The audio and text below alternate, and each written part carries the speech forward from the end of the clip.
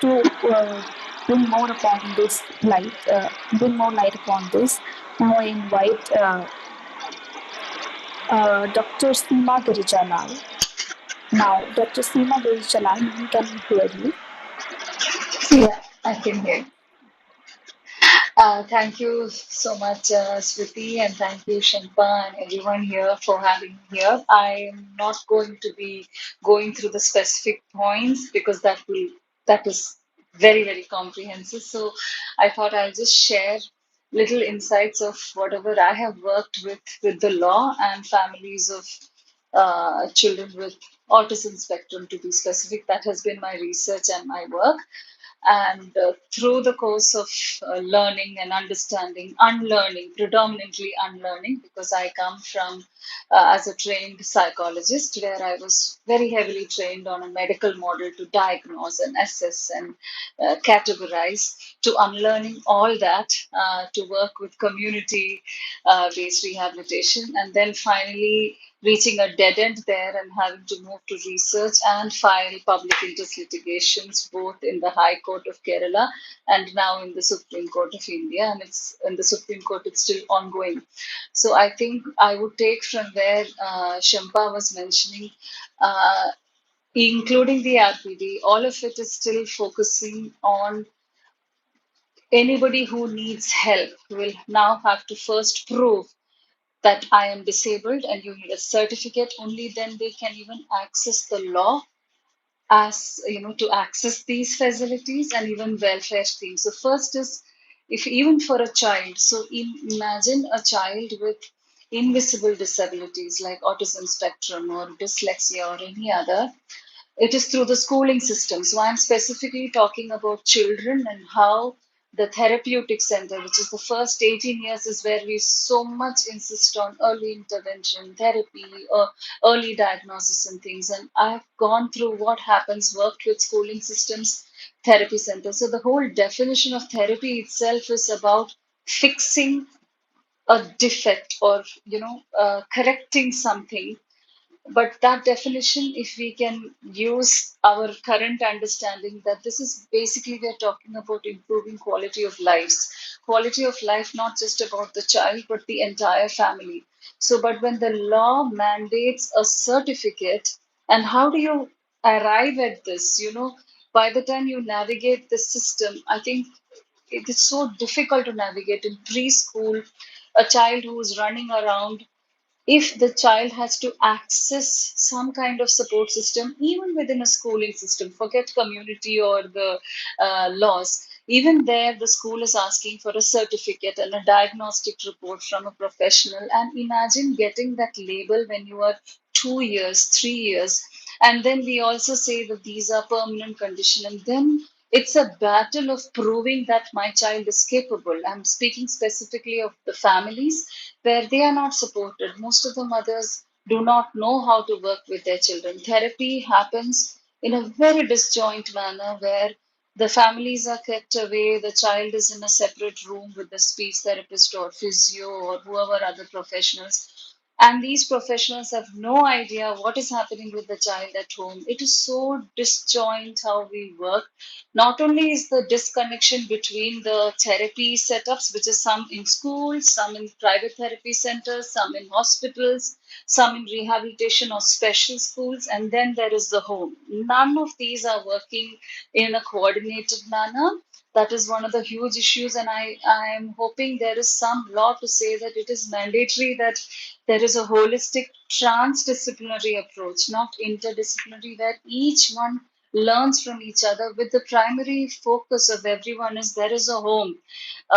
There is a struggle in the entire family, and it's not just the child. There is a father who's struggling. There are caregivers who also need help, who also do not have knowledge, who also have a lot of skills that they need to support their children. They also need support systems. So when we focus on any individual with disability, they don't exist in a vacuum. They start with the family, the neighborhood.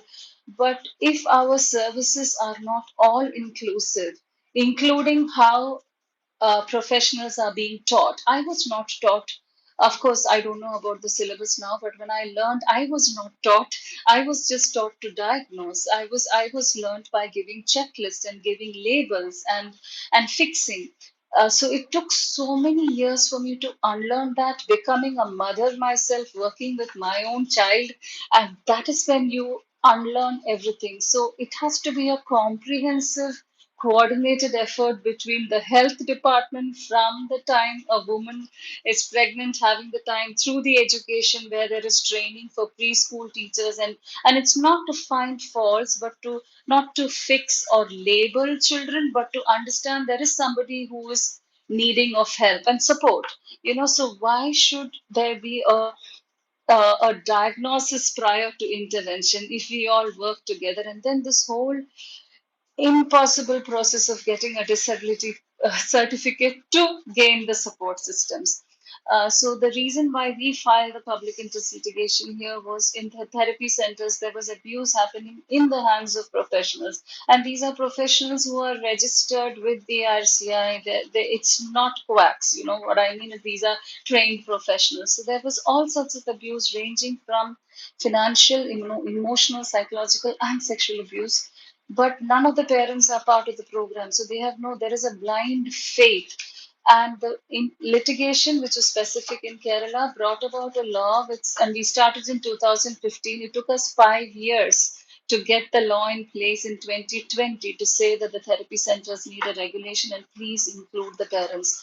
The law is still there, still not implemented. We are in 2024. So when I read more draft guidelines, sometimes I get very cynical. I'm like, not another one more there, and it's very exhausting. So, I was hoping that every professional from an educational level, whether we are lawyers or psychologists or whatever professional we are, first is to co-create knowledge.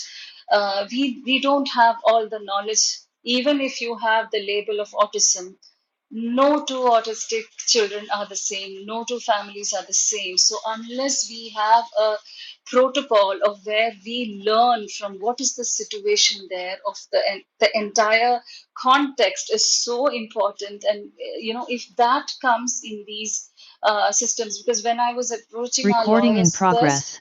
many did not even know much about disability. We had to teach, and after we got this law, we it was mandated that there are district level committees. So I'm very happy to hear that there is the district level happening, because there has to be localized knowledge. Because a woman's status probably in Kerala is probably different or diverse from somebody in Bihar or UP or any other place. So, and all of this matters. So when we say just autism, there is a child, there is a woman, there are several other issues happening there. So it's not just that one tiny diagnosis is trivializing the whole thing. And if you're just focusing on speech therapy, occupational therapy, that's how the schools function. So schools have no idea what is happening in the therapy center. Therapy centers have no idea what's happening in school.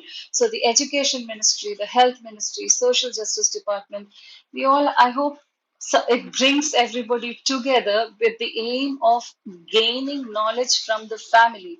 We are not sitting here with enough knowledge. So the first thing is, I hope there is some co-creation of knowledge put as a protocol on how to work with children or adults or one.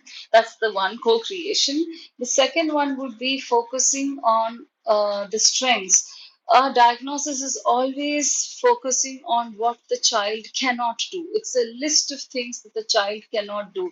And then you get the diagnosis, and then it's a battle for the family to prove that, hey, my child can do this, can do this. So if the assessments can mandatorily, hopefully legally, also include that the professionals find out what are the skills, what can the child do, what is possible, what are the possibilities, what are the skill sets of the family, the caregivers, the child, that should also have, how do we strengthen that? It does not exist in a medical or a diagnostic model, because we are all about, these are the deficits, let's fix them. So that's the second part, focus on the strengths.